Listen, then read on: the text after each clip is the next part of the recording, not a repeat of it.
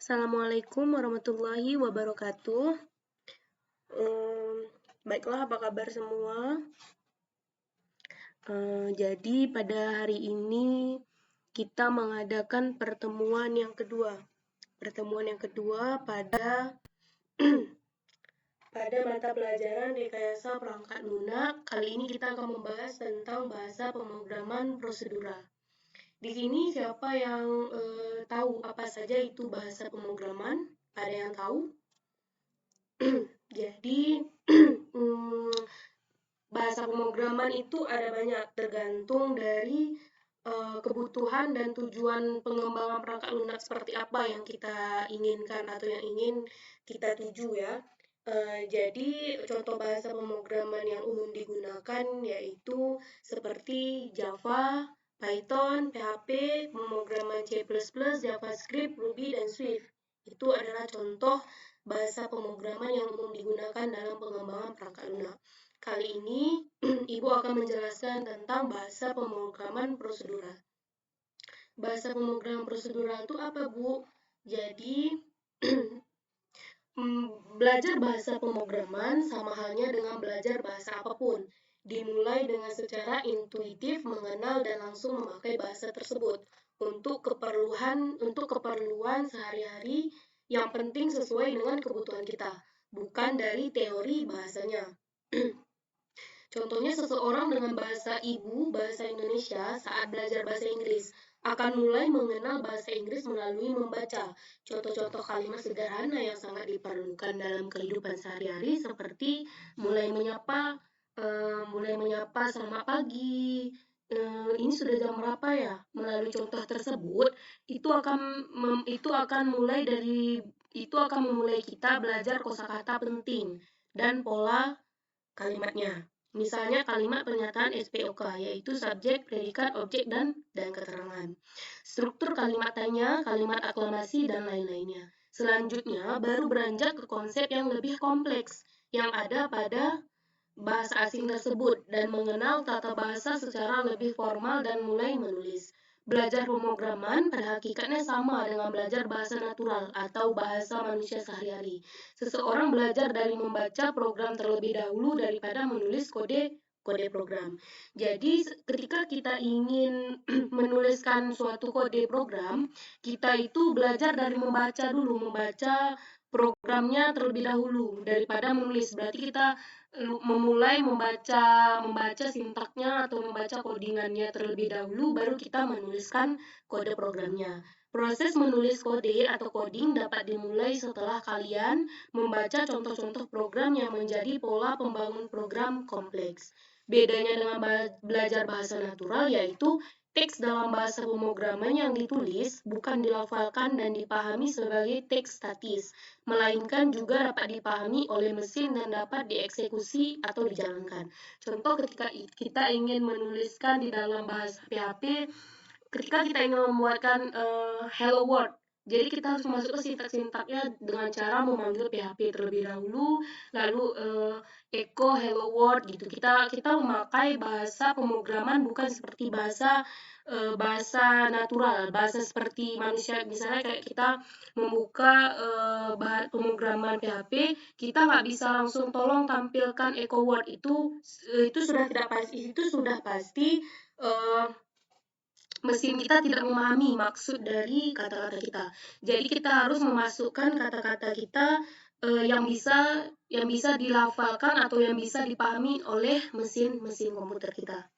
Terdapat banyak bahasa pemrograman, dan setiap bahasa memiliki paradigma, keunggulan, tantangan masing-masing.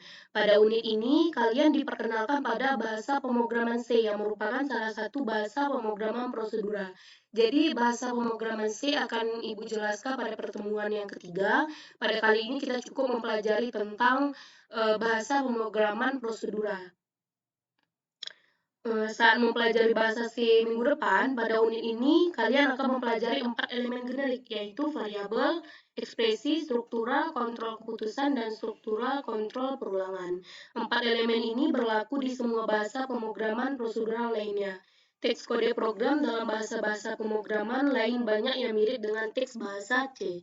Oleh karena itu, kalian perlu menyadari bahwa unit ini tidak dibuat hanya agar kalian menguasai pemrograman dengan bahasa C saja, tetapi bagaimana kalian dapat menggunakan keempat elemen dasar tersebut dalam membuat satu program. Jadi, fungsi dari pemrogram bahasa prosedural apa, Bu? Jadi, fungsinya yaitu merupakan pemrograman yang melibatkan sebagai prosedur atau fungsi yang saling berintegrasi sebagai subprogram untuk membentuk solusi dari suatu permasalahan. Sebelum paradigma pemrograman berorientasi objek muncul, yang semakin memudahkan dan memanjakan programmer, program aplikasi dibuat berbasis pemrograman prosedural terlebih dahulu, sebelum sistem operasi berbasis Windows dan sejenisnya seperti saat ini. Dahulu masih berbasis DOS dan sejenisnya, atau kalau di Windows diistilahkan dengan konsol. Program yang berjalan di dalam sistem operasi seperti DOS atau konsol inilah gaya pemrograman prosedural, tapi ini dulu. Kalau zaman sekarang kan sudah ada Windows. Kalau sekarang Windows, kalau yang dulu berbasis DOS.